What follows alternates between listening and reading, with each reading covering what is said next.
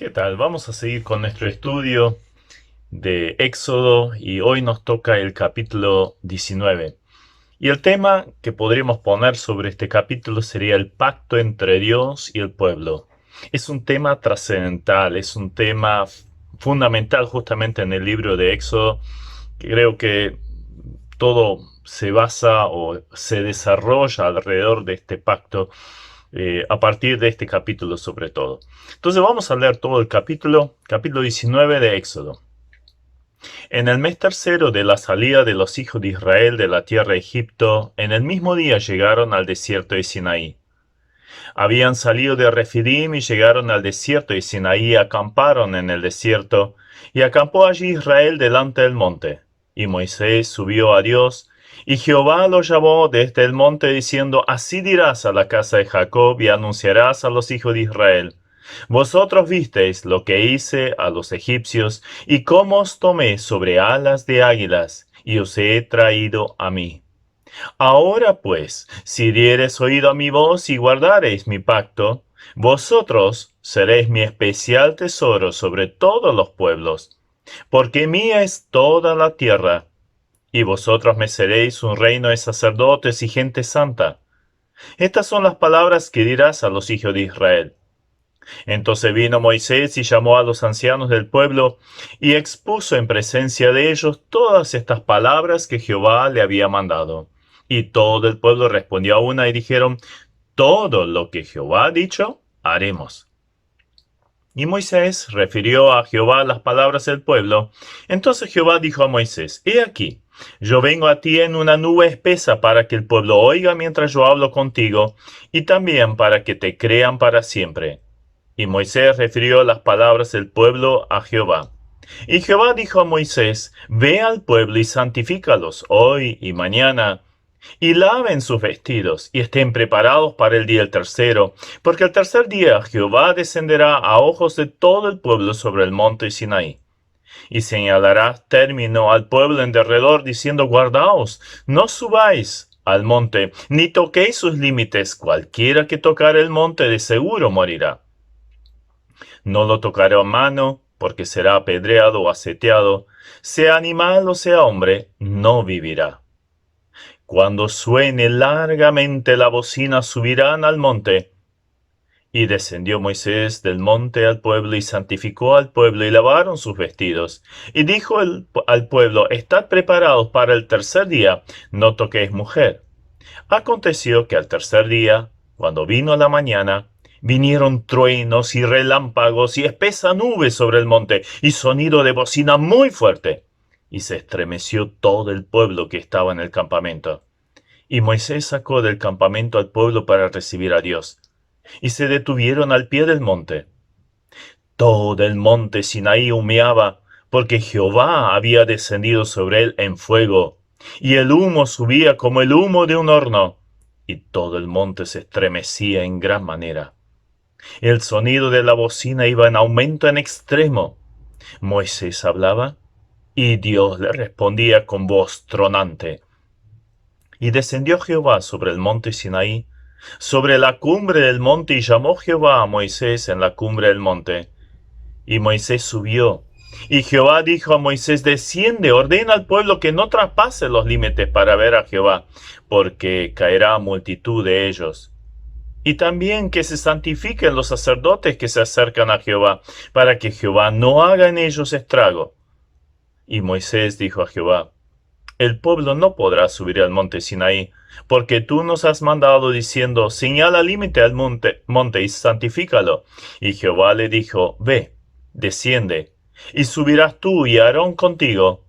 Mas los sacerdotes y el pueblo no traspasen el límite para subir a Jehová, no sea que haga en ellos estrago. Entonces Moisés descendió y se lo dijo al pueblo. Bien, como les decía, este es el punto clave acá en el libro de Éxodo. Todo gira alrededor del pacto que Dios haría con su pueblo en ese lugar. Esa palabra pacto aparece allí en el versículo 5 y es el concepto central de este capítulo, pero también lo que habría de venir a continuación los próximos capítulos en este libro. Entonces vamos a ver, en primer lugar, el Dios del pacto. ¿Qué es pacto? Bueno, es un tratado, es un arreglo, es una promesa. Desde la antigüedad se utilizaban diferentes formas de realizar un pacto entre dos personas o grupos de personas. En algún caso alcanzaba con la palabra dada, en otro caso un apretón de manos, en algún momento hasta se mezclaba sangre y cosas por el estilo. Ahora, cuando observamos los pactos realizados por Dios, vemos algo muy interesante. En primer lugar, esa palabra pacto en hebreo está conformada por una raíz que significa cortar y comer. Y esto se ve de una forma muy gráfica, un poco tétrica, pero bueno, era la forma de demostrarlo, en el pacto que Dios había hecho con Abraham en Génesis 15, donde él tuvo que partir animales al medio y luego los contrayentes del pacto pasarían por en medio de esos animales partidos. En este caso solo lo hizo Dios para mostrar con esto que era el único que se obligaba con este pacto. Ahora, en el griego, inclusive la traducción luego al griego del Antiguo Testamento, usa una palabra que no implica por sí mismo la idea de una obligación mutua, sino mayormente significa la obligación asumida por una sola persona. Y generalmente en los pactos era así que Dios se obligaba. Dios prometía cosas y obviamente las llevaba a cabo también. Ahora es notable que a pesar del incumplimiento del hombre en muchos casos, ninguno de estos pactos divinos se altera. Es decir, las promesas, los juramentos de Dios siguen siendo firmes, se cumplen y se seguirán cumpliendo. Y obviamente hay varios pactos en la Biblia. Los pactos entonces surgen de la voluntad divina, no condicionada muchas veces. Eh, no hay una necesidad y muchas veces no incluye la voluntad del hombre. Son pactos de gracia, o sea, inmerecidos en líneas generales. En este pacto vamos a ver que sí había ciertas obligaciones. En la Biblia vemos 8 pactos y justamente por eso también se conoce a Dios como el Dios de los pactos. Y ahí podemos nombrar el pacto edénico, el pacto adámico, el noético, el abrámico, el mosaico, el israelí o otros lo llaman el palestino, el davídico y el nuevo pacto. Ahora bien, ¿dónde se llevó a cabo este pacto? Se llevó a cabo en el monte Sinaí, del cual ya hemos hablado en otras ocasiones. ¿Cómo se presenta Dios? Hay una teofanía allí, una aparición de Dios y realmente impresionante, imponente. Estuvo acompañada por el sonido estridente y cada vez más fuerte que impactaba, que calaba hasta la médula de la bocina, dice en el español, pero la palabra en hebreo es shofar, y shofar era ese cuerno de carnero donde se hacía una abertura al principio y se soplaba, pero obviamente era un shofar no soplado por personas, sino venía de Dios mismo, acompañado de fuego, humo, oscuridad, truenos, relámpagos, terremoto. Claro, frente a esta manifestación no es de extrañar que el pueblo entero se estremeciera y temblara. ¿Quién era el mediador de este pacto? O sea, ¿quién intercedía o se ponía en el medio entre Dios y el pueblo? Bueno, sabemos que fue Moisés. Por Gálatas 3:19 inclusive sabemos que Dios le dio la ley a Moisés, pero a través de los ángeles, y Moisés al pueblo. Con eso se estaba preparando un camino mucho mejor, para que Jesús se convirtiera en el mediador de un mejor y un nuevo pacto. ¿Cuál era el contenido del pacto? Bueno, el pacto constaba de mandamientos, juicios, ordenanzas, que luego vamos a ir desarrollando en la medida que vamos avanzando en el estudio del libro de Éxodo. Por el Nuevo Testamento sabemos que esa ley que ahora se iba a dar fue dada para demostrar y resaltar la culpabilidad del ser humano, de toda persona, y que nunca nadie, excepto el Señor Jesucristo, pudo guardar toda la ley. O sea, todos se manifestarían a través de esta ley como culpables. Entonces de ahí se estaba preparando lo del nuevo pacto, la venida del Señor Jesucristo, que habría de absolver ese pacto antiguo, cumplir con este pacto antiguo para ser más exacto, y luego establecer un nuevo pacto. ¿En base a qué? En base a gracia absoluta y sin ningún tipo de añadidura humana. Por más buenas obras que el ser humano haga, no puede lograr la salvación, y esto fue demostrado a través de la ley. Obviamente la ley tenía un carácter bueno, era necesaria, pero la finalidad central era para mostrar la culpabilidad del ser humano. Ahora bien, ¿cuál era el propósito del pacto? En segundo lugar, me quiero detener sobre todo esto y sacar algunas enseñanzas espirituales también para nosotros, porque no es una cuestión solo del pueblo de Israel, sino qué estaba buscando Dios al aparecer allí sobre el Sinaí y qué le dijo, cuáles eran sus palabras y cuál era el proyecto, el propósito, qué estaba buscando en su pueblo. Vamos a ver tres cosas. En primer lugar, estaba buscando la madurez, o podríamos hasta hablar de cuatro, pero hoy vamos a tratar tres.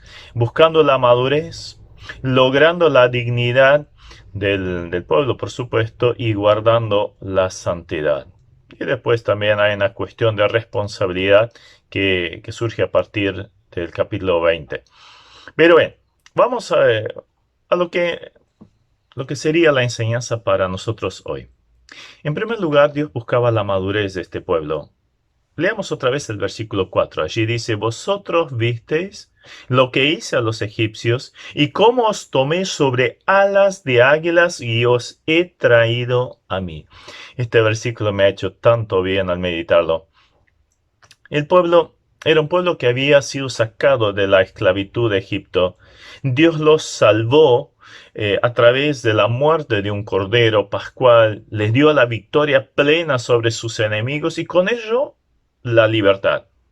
Pero aparte de esta libertad exterior de los enemigos, también buscaba la libertad interior. Y esa le faltaba al pueblo de Israel. Liberarlos de sus propias miserias, de esa vieja naturaleza tan arraigada en ellos. Dios sacó al pueblo de la esclavitud de Egipto en una noche, pero demoraron 40 años en dejar las ataduras internas de Egipto. De hecho, esa generación no lo logró. Lo tuvo que realizar otra, o se llevó a cabo en otra, la siguiente generación. Entonces, ¿qué buscaba el Señor? El Señor los había sacado de la esclavitud, les había dado prácticamente una vida nueva y ahora quería llevarlos a una vida espiritual, a una madurez espiritual, acercándolos así. Para ello toma el ejemplo de los polluelos del águila y luego Moisés vuelve a tomar el mismo ejemplo ya al final de su vida en Deuteronomio 32, versículo 10. Allí escribe en su canción final, y Dios le halló a Israel en tierra de desierto, y en yerno de horrible soledad. Lo trajo alrededor, lo instruyó, lo guardó como a la niña de su ojo. Y en el 11 dice, como el águila que excita su nidada, revolotea sobre sus pollos, extiende sus alas, los toma, los lleva sobre sus plumas. Y después habla de la guía, de la provisión de Dios, de todas las bendiciones que Dios quería dar a su pueblo. Entonces toma el ejemplo del águila y sobre todo de los polluelos del águila. Bien sabemos que el águila construye sus nidos en lugares muy escarpados, al borde de profundos abismos. Allí nace la cría, los cuida, los alimenta, le da todo lo que necesitan. Ahora con el tiempo se van formando las plumas, van desarrollando la fuerza en sus alas, pero todavía no vuelan. Entonces llega un momento que excita su nidada, o sea, realmente los saca del nido, los tira para afuera. Y claro, estos pichoncitos nunca habían volado en su vida, tienen plumas, pero lo único que habrán hecho es aletear un poquito en el nido, pero nunca volaron. Entonces de repente caen en un precipicio y claro, ese primer vuelo es desastroso, es un aleteo desesperado y antes de que choquen, antes que se estrellen en el fondo del abismo, el águila se tira en picada, se pone por abajo y el polluelo aterriza en estas mullidas alas gigantescas del águila. El águila sube al nido, los deposita allí y al día siguiente vuelve a retomar esta enseñanza hasta que se puedan desenvolver solos, hasta que aprendan a volar, hasta que aprendan a disfrutar de esa libertad, de ese vuelo majestuoso que utilizan las corrientes de aire caliente para planear allí horas y horas. Entonces vemos un desarrollo, una madurez. Israel era como estos pichones, recién nacidos, recién salvos de Egipto, pero necesitaban madurar. Muchas veces volvieron a anhelar la seguridad del nido. ¿Qué nido? El del encierro en Egipto. Ah, ¿quién nos diese que volviéramos a Egipto, a los pepinos, a los ajos? Eran esclavos, pero claro, tenían la vida tan organizada por los egipcios. De mañana había que levantarse, trabajar hasta casi morir, y a la noche iban a sus casas, pero más o menos tenían la comida. Y ahora de repente no sabían desenvolverse en la libertad. Obviamente la asimilación a este nuevo estado no era fácil, pero Dios quería que aprendieran a desenvolverse en la libertad y acercarlos a Él. La misma ilustración la vemos en el bebé cuando está en el vientre materno, está absolutamente seguro, es un nidito y después a través de una situación bastante traumática sale a la luz y me imagino que le gustaría muchas veces volver al vientre, pero tiene que madurar.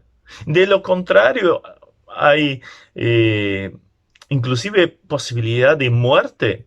No hay desarrollo, no hay propósito en la vida. No sirve para nada. Y bueno, esto es lo que también pasa en la vida de los creyentes. Y un autor de libros que me gusta muchísimo señalaba en uno de sus escritos que Israel fue sacado de la libertad a la libertad del nido, Egipto. Ahora, para nosotros sería el símil, sería la redención, la salvación. Fuimos sacados de este nido de víboras en el cual nos encontramos para darnos la libertad. Ahora, hay un segundo paso, que es la libertad, no solo del nido, la libertad en el aire, ese planear majestuoso. Israel tendría que aprender a depender absolutamente de Dios. Lo que nosotros asimilamos o entendemos como madurez espiritual. Dios quiere que no solo seamos salvados. Y eso es lo que el escritor a los Hebreos dice, que debiendo ser ya maestros, hay que volver a darle el alimento de niño, hay que darle la leche en vez de darle un buen asado. ¿Por qué? Porque no maduraron. Siguen atados a lo que recién, de donde los recién los había sacado el Señor, dado la salvación, pero no avanzaron en la vida. Y no están disfrutando de ese vuelo maravilloso, esa libertad. Libertad del propio encierro, libertad de las propias miserias. Y en tercer lugar, también está la libertad para estar cerca de Dios y cumplir sus leyes. Ese era el propósito por el cual los había sacado de la tierra de Egipto, para que le sirvieran a Él allí en el desierto y a partir de ahí en más, obviamente, que fueran un pueblo de siervos para Él. Cumplir sus leyes.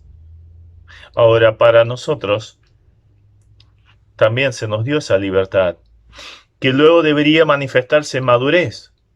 y que luego tendría que demostrarse en un servicio. Cumplir con el propósito que Dios tiene para la vida de cada creyente. Cumplir las obras que Él preparó de antemano que anduviésemos en ellas. Ahora, la pregunta que deberíamos hacernos en este punto es, ¿Dios quiere la madurez nuestra también? Espero que todos los que vean este video ya hayan sido rescatados de la esclavitud de Egipto, si no, pidan perdón por sus pecados aún hoy a Dios y reciban la salvación en Jesucristo. Pero luego de haber sido sacado de allí, Dios quiere que haya un desarrollo, una madurez, un crecimiento espiritual en nuestra vida para que luego podamos obedecer sus mandamientos, cumplir con el objetivo. Entonces, ¿en qué etapa de madurez nos encontramos? El segundo propósito es logrando la dignidad. Recordemos lo que había sido el pueblo de Israel en Egipto.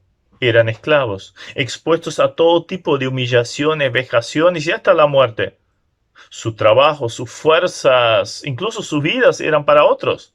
¿Qué cambio radical ahora les propone Dios? Miremos el versículo 5 y 6. Seréis mi especial tesoro sobre todos los pueblos, porque mía es toda la tierra, y vosotros me seréis un reino de sacerdotes y gente santa.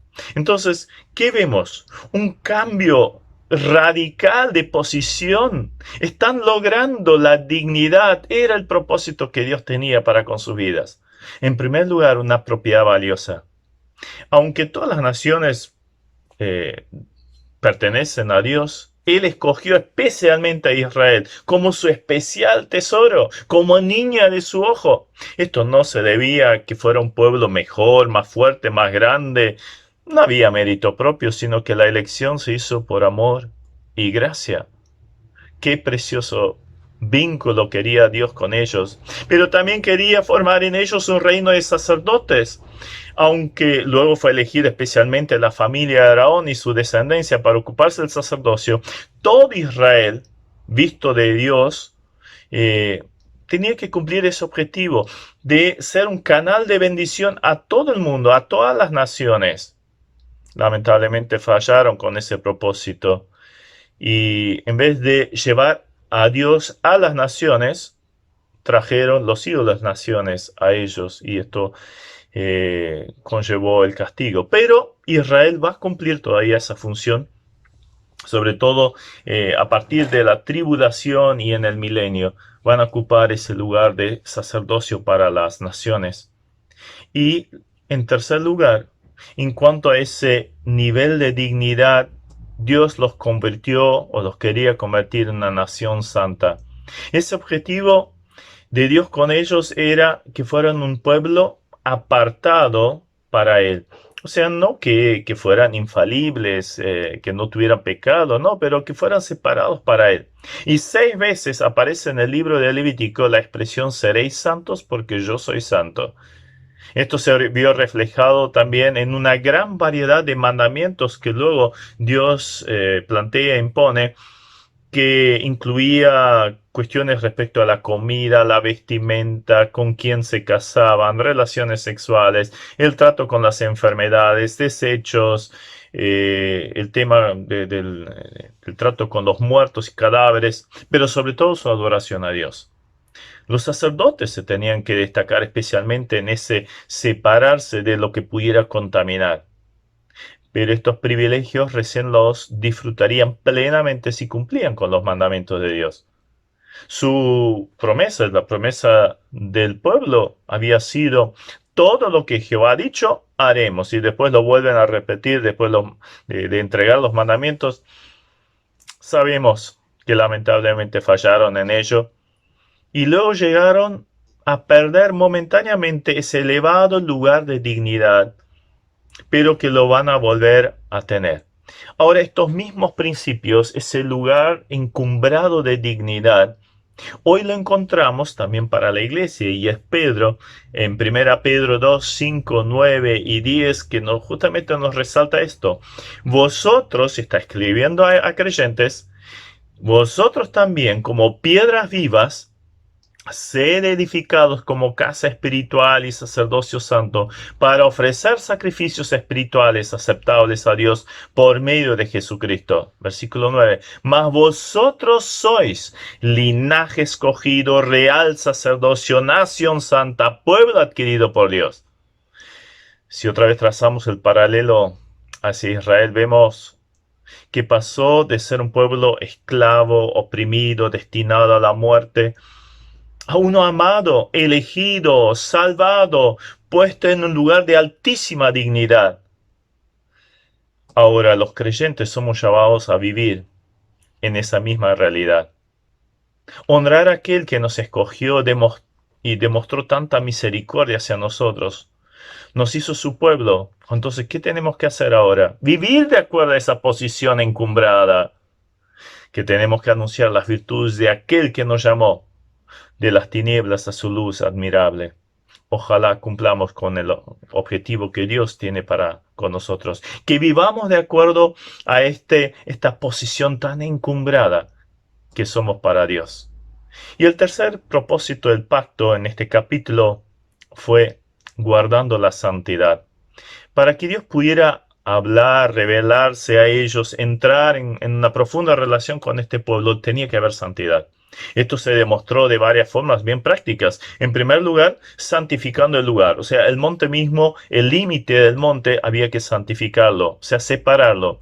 Esto significa básicamente el concepto de la santidad. Consagrado, separado para Dios. Al igual que en la aparición del Señor en la zarza ardiente, recuerdan allí en Éxodo 3, que le dijo Dios a Moisés: quita el calzado de tus pies porque este lugar es santo. Y ahora vuelve a pasar exactamente lo mismo, en el mismo lugar. Ahora, ¿era un monte especial, un monte santo? No. Lo hacía santo la presencia de Dios en este lugar. Esto luego sucedió también a Josué, allí frente a Jericó. Entonces, la santificación se hacía poniendo límites en el monte. La separación era tal que cualquier animal o persona que cruzara estos límites tenía que morir. 5 veces aparece ese concepto de poner o guardar los límites, y con el castigo si esto se infringía. También la santidad se mostraba no solo en cuanto al límite del monte, sino también santificando al pueblo. Esto requería pureza ceremonial, lavamiento de vestimenta y abstinencia sexual, y santificando a los sacerdotes. Toda esta separación está asociada con la seriedad de la advertencia repetida varias veces acerca de la mortandad si no obedecían. ¿Qué les quiso mostrar Dios al pueblo? Ellos eran pecadores y Dios santo, santo, santo. No podían acercarse libremente. Después les muestra a través de qué podían acercarse y solucionar el problema de su pecado. Allí se levantaría un tabernáculo, habría un altar, habría sacrificios, y a través de ellos Dios sería propicio otra vez a estos pecadores. Pero por todos lados se veía esa terrible realidad. Dios es santo, por lo tanto hay separación hacia un pueblo pecador. Si no se guarda la distancia, habría juicio, y lo vemos en el caso de Nadab y Abiú, que luego se acercaron en forma inapropiada y murieron frente al Señor. Entonces la única forma de acercarse en forma adecuada al Señor, a un Dios santo, es a través de la sangre de un animal inocente. Ahora, si lo pasamos a nosotros, ¿qué diferencia? Pero también, ¿qué paralelismo existe para nosotros hoy? Por un lado, sabemos muy bien que el pecado hace separación entre Dios y nosotros. Todos están separados de la gloria de Dios por ser pecadores. Pero después de que Dios habitó en nosotros a través de la persona de Jesucristo, esto cambia a través de la salvación, todo es diferente. Nuestra experiencia ahora se llama Emmanuel, Dios con nosotros. ¡Qué bendición! El camino que estaba vedado por 3 cortinas allí en el tabernáculo, a la puerta de entrada, el velo hacia el lugar santo y el velo al lugar santísimo, donde solo podía entrar el sumo sacerdote una vez al año y con sangre por sí mismo y por el pueblo, ahora está abierto. Ahora es justamente al revés, ahora suena dulce, pero poderoso esa invitación de parte de Dios. Acerquémonos pues confiadamente al trono de la gracia para alcanzar misericordia y hallar gracia para el oportuno socorro. Hebreos 4:16. Y otra vez en Hebreos 10:22, acerquémonos con corazón sincero, en plena certidumbre de fe, purificados los corazones de mala conciencia y lavados los cuerpos con agua pura. O sea, vemos que el camino hacia Dios está abierto a través de Jesucristo, pero también purificando los corazones de mala conciencia y lavados los cuerpos con agua pura. Y el lavamiento se hace por medio de la palabra, aplicándola constantemente a la vida. Tenemos que vivir en forma santa. Es nuestra responsabilidad. No nos olvidemos, Dios sigue siendo santo y espera esta actitud de nosotros. Y Pedro luego dice en 1 Pedro 1, 14 al 16, como hijos obedientes, no os conforméis a los deseos que antes tenías estando en vuestra ignorancia, sino como aquel que os llamó es santo, el principio del Antiguo Testamento, sed también vosotros santos en toda vuestra manera de vivir, porque escrito está, sed santos, porque yo soy santo. Entonces vemos lo trascendente de todo esto. Y para terminar, hay un nuevo pacto. Acá vemos el pacto mosaico, pero hay un nuevo pacto. Y es el que hizo Jesucristo al derramar su sangre. Ese ya había sido anticipado por Jeremías, en Jeremías 31, 33 al 34. Habría un nuevo pacto. Y ese pacto es a través de la sangre de Jesucristo. Es un pacto que fue hecho con Judá, con Israel, pero ahora nos incluye a nosotros. Es final, es irrevocable y es incondicional. Cristo es el garante. Fue Jesús mismo que lo instituyó allí en medio de la última cena, Mateo 26-28, porque esto es mi sangre del nuevo pacto que por muchos es derramada para remisión de los pecados. Allí tú y yo entramos también.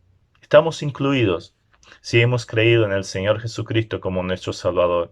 Pablo luego vuelve a confirmar esto en 1 Corintios 11:25. Entonces, al celebrar la cena, el creyente recuerda la tremenda realidad de dónde fue sacado, la posición encumbrada a la cual Dios nos quiere poner, nos ha puesto, pero ¿a través de qué?